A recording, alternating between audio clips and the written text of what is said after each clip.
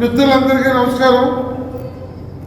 భారత communist party శత వసంతాల మహోత్సవాన్ని దేశవ్యాప్తంగా జరుపుకుంటున్నాం.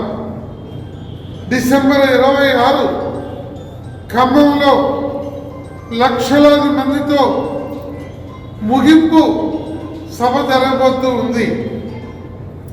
భారతదేశ రాజకీయాల్లో సామాజిక పరిణామాల్లో సామాజిక విప్లవం తీసుకురావడంలో సిపిఐకి మించిన మరో శక్తి లేదని నేను ఈ సందర్భంగా తెలియజేస్తున్నాను. రైతుకి గిట్టుబాటు ధర కోసం, కార్మికులకి న్యాయమైన వేతనాల కోసం, మహిళలకి ఒక సంపూర్ణమైన స్వేచ్ఛగా బ్రతికే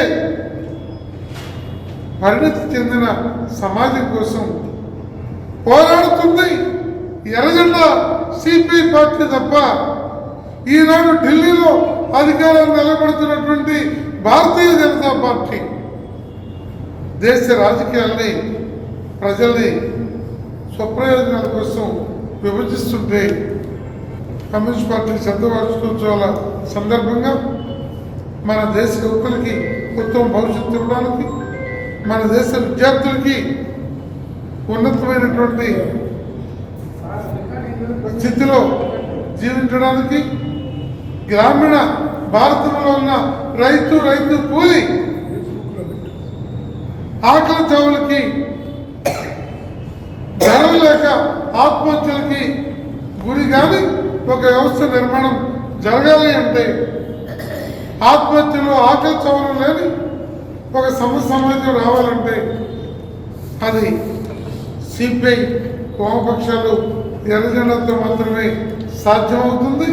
అందువల్ల కమ్యూనిస్ట్ పార్టీ చరిత్రలో 100 ఏళ్లుగా సాధించిన అనేక విజయాలని రాష్ట్ర ప్రజల ముందుకు తీసుకుని రానున్న రోజులు వామపక్షాలది, సమాజానిది, కమ్యూనిస్టు శ్రేయోభిలాషులది అనేటువంటి విషయాన్ని మనం ముందుకు తీసుకెళ్లాల్సిన బాధ్యత మనందరి ముందుందని తెలియజేస్తున్నాను.